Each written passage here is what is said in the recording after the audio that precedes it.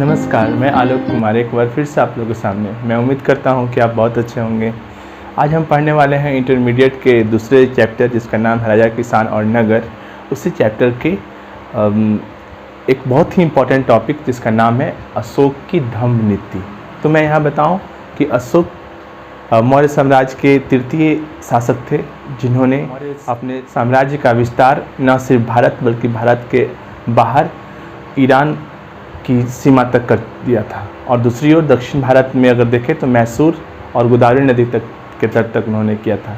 तो इस प्रकार हम देख सकते हैं कि जो अशोक थे उन्हें चक्रवर्ती अशोक भी कहा जाता है। तो भारतीय इतिहास में अशोक जो थे उन्हें एक ऐसे शासक के रूप में जाना जाता है जिन्होंने अपने साम्राज्यवादी नीति का त्याग कर और उन्होंने एक ऐसे धर्म की स्थापना की जिसमें सभी लोग एक समान हों।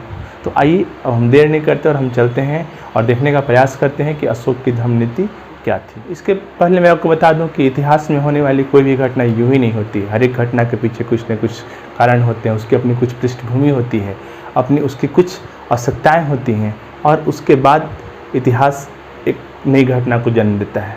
तो यहाँ पर अशोक के द्वारा जिसे साम्राज्यवादी नीति का एक बहुत बड़ा शासक माना जाता था, वो अचानक कैसे अपने नीति में परिवर्तन करता है और एक ऐसे शासक के रूप में अपने आप को स्थापित करता है जिससे देवानाम प्रिय, प्रियदसी इस तरह की संज्ञाएं दी जाती हैं।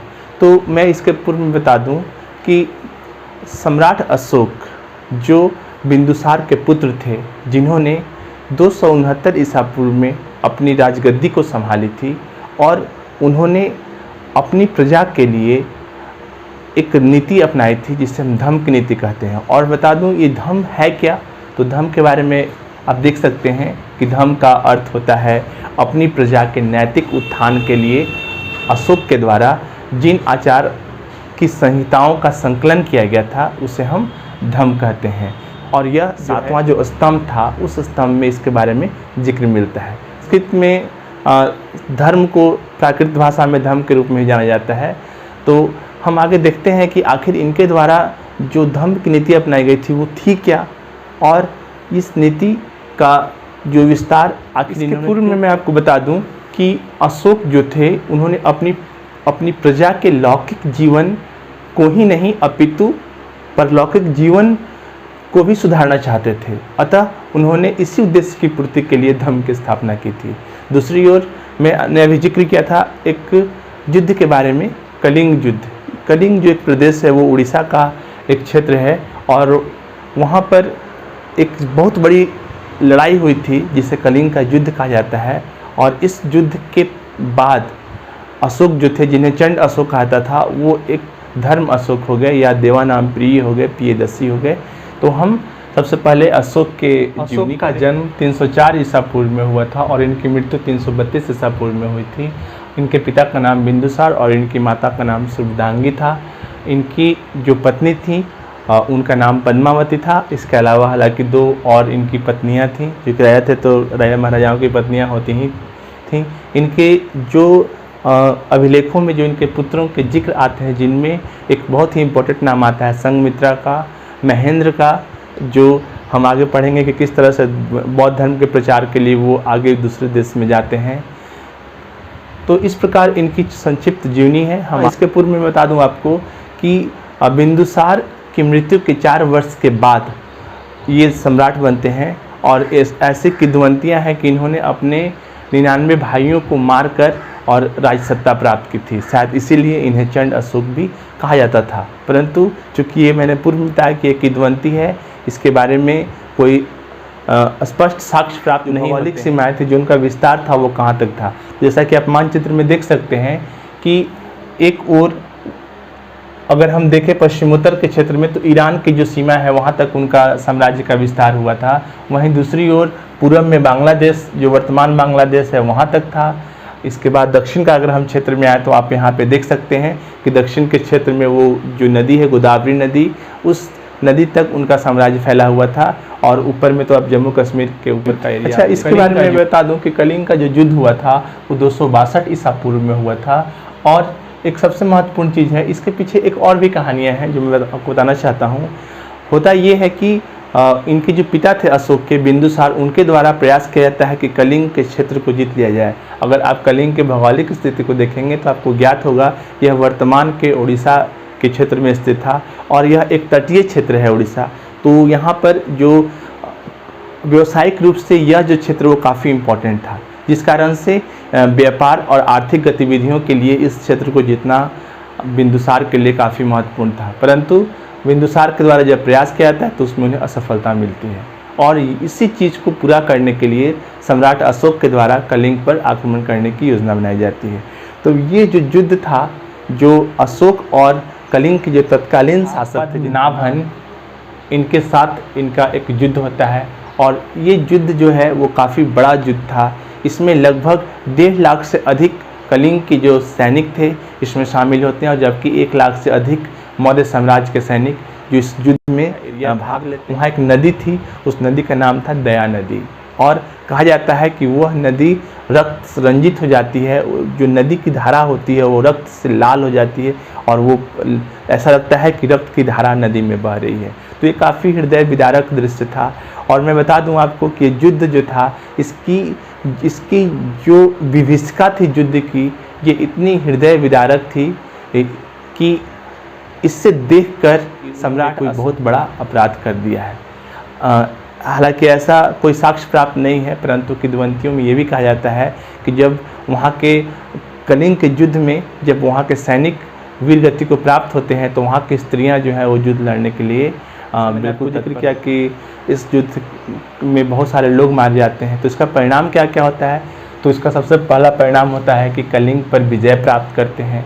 मिलता है कि कलिंग पर विजय होता है, लेकिन अशोक का इसमें हृदय परिवर्तन होता है। अशोक जो जिन्हें चंड अशोक कहता था, जो अपने 99 भाइयों को मारकर उन्होंने सत्ता संभाली थी, यहाँ पर उनका हृदय परिवर्तन होता है और वो एक वहाँ पर बौद्ध भिक्षु थे जिनका नाम था उपगुप्त, उनसे वो बौद्ध धर्म की दीक्षा प्राप्त करते हैं। यही नहीं, वो अपने साम्राज्यवाद की जो नीति थी वो इस नीति का वो क्या करते हैं, त्याग कर देते हैं और वो बौद्ध धर्म को अंगीकार करते हैं। इसके साथ साथ वो एक नई नीति अपनाते हैं जिसे हम धम्म की नीति कहते हैं। आइए हम देखते हैं कि आखिर ये धम्म की नीति है क्या। और मैं एक चीज़ और बताऊँ आपको कि इंटरमीडिएट के परीक्षा में ये अक्सर क्वेश्चन आता है कि अशोक के धम्म की नीति का वर्णन करें, तो ये विद्यार्थियों के लिए काफ़ी महत्वपूर्ण है। तो आप इस क्वेश्चन के आंसर को आप ध्यान से देखेंगे और मुझे उम्मीद है कि आपको इसका जरूर लाभ मिले। जो थे वो अपने द्वितीय शिलालेख में उनका जिक्र आता है कि धर्म क्या है, और इसका उत्तर वो स्वयं ही 7वें अभिलेख में दिया गया था कि पापहीन, अत्यधिक कल्याण का कार्य, दया करें, दान है, सत्यवादिता बने यानी कि सच बोलें, और पवित्रता रखें, और अपनी भाषा में जो मिठास है, मृदुता है, उसको रखें, और साधुता रखें। तो ये प्राकृत भाषा में धम्म की जो परिभाषा थी उसका वो भावार्थ की जो नीति थी उसमें स्पष्ट रूप से ये कहा गया है कि प्राणियों की हत्या नहीं करें यानी कि अहिंसा को अपनाएं। दूसरी ओर माता पिता की सेवा करें, वृद्धजनों की सेवा करें, गुरुजनों का सम्मान करें, और सबों के साथ एक अच्छा व्यवहार रखें और सादगीपूर्ण जीवन जिए। ये उन्होंने अपने धर्म में उन्होंने शामिल किया था, परंतु इसके अलावा कुछ इन्होंने रिस्ट्रिक्शंस भी दिए थे। अब हम उन रिस्ट्रिक्शंस को देखते हैं तो उनका ये मानना था कि धर्म के लिए ये आवश्यक है कि जो अपने मन की जो उग्रता है, अपने मन में जो निर्दयता है, क्रोध है, ईर्ष्या है, गर्व है, और देखा जाए तो क्रोध, तो ये जो सारी चीज़ें हैं इसका त्याग करना होगा, और तभी हम अशोक के द्वारा बताए गए धम्म की जो नीति का उसका अनुपालन कर सकते हैं। मैं आपको बताऊं कि यह जो चीज़ थी वो बौद्ध धर्म से प्रभावित थी। हालांकि उन्होंने बौद्ध धर्म को अंगीकार किया था, परंतु ये जो नीति थी ये उनके द्वारा चलाई गई थी या उनके द्वारा लाई गई थी। तो हम इस प्रकार देख सकते हैं कि बौद्ध धर्म की जो नीति थी वो किस प्रकार से उन्होंने अपने धर्म को प्रतिपादित। और यहाँ बताऊं कि अशोक के द्वारा जो धर्म अपनाया गया था, जो धर्म की स्थापना की गई थी, उसकी क्या विशेषताएं हैं। तो आइए हम देखते हैं। पहली विशेषता थी वो सार्वभौमिकता।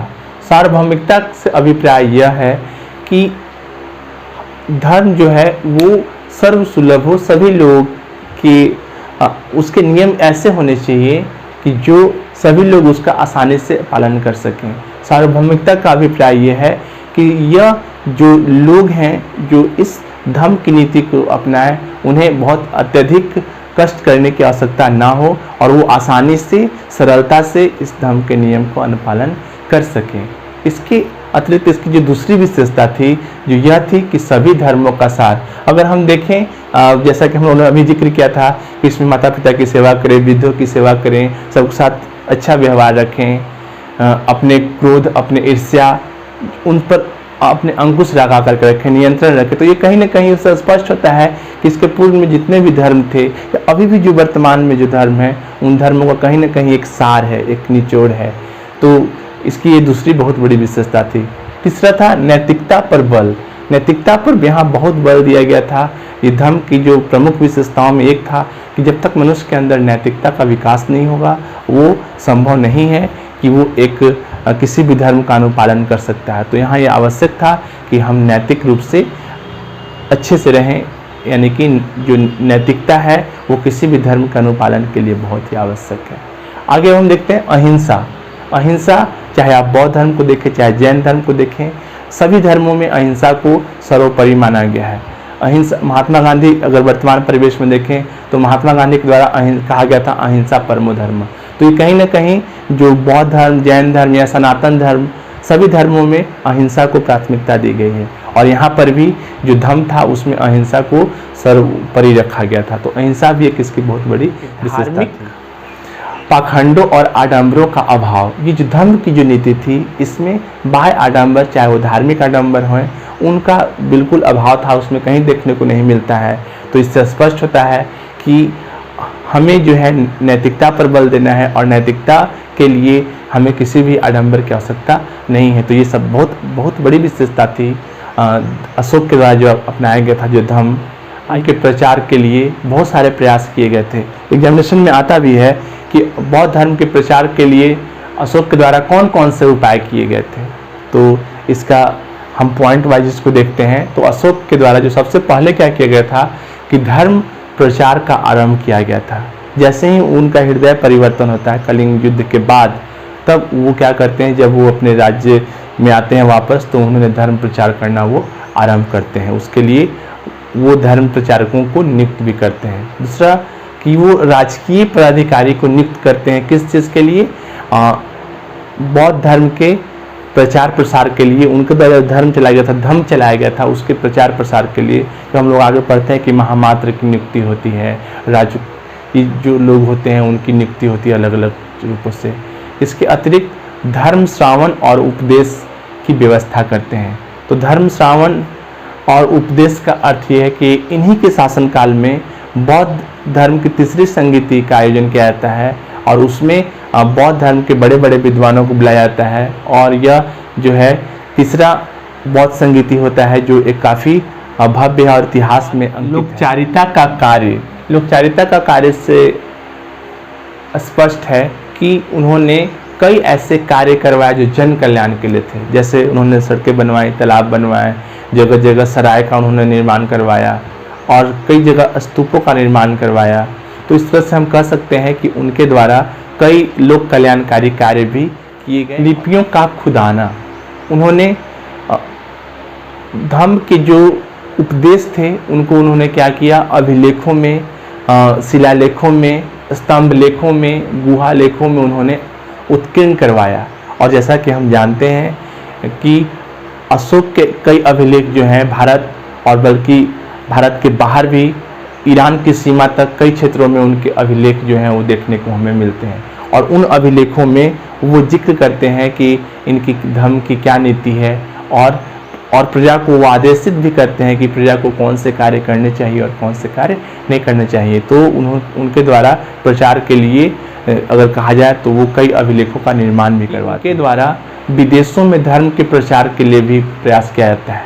तो हम कह सकते हैं कि जैसे मैंने आपको जिक्र किया था कि उनके जो पुत्र थे और उनकी पुत्री थी संघमित्रा, उन संघमित्रा को वो श्रीलंका भेजते हैं वो धर्म के प्रचार के लिए, उसी प्रकार से देश के अन्य अलग अलग अधिकारियों को भारत के बाहर अलग अलग क्षेत्रों में भेजकर वहाँ पर बौद्ध धर्म के प्रचार प्रसार के लिए उन्हें भेजते हैं। तो इस प्रकार देखा जा सकता है कि बौद्ध धर्म के विकास के लिए उन्होंने कई ऐसे कार्य किए जो न सिर्फ भारत में, भारत के बाहर भी वो काफ़ी उपयोगी रहा, जो बौद्ध धर्म के प्रचार प्रसार में एक महत्वपूर्ण भूमिका सकते हैं कि अशोक के द्वारा बौद्ध धर्म के प्रचार प्रसार के साथ साथ उन्होंने जो धर्म की नीति अपनाई थी उसके प्रचार प्रसार में उन्होंने कोई कसर नहीं छोड़ी थी।